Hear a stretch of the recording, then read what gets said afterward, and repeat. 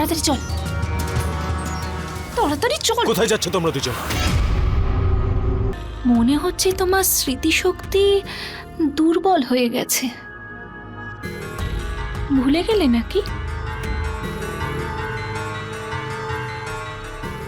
যদি মুখ খুলেছ না, তাহলে অ্যাটেম্পট টু রেপের চার্জে ভিতরে পুড়ে দেব। ভয় পেও না,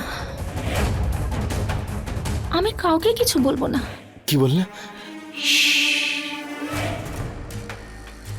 আর হ্যাঁ, যদি তুমি কাউকে বলার চেষ্টা করো, তাহলে আমি ফটোটা পাঠিয়ে দেব।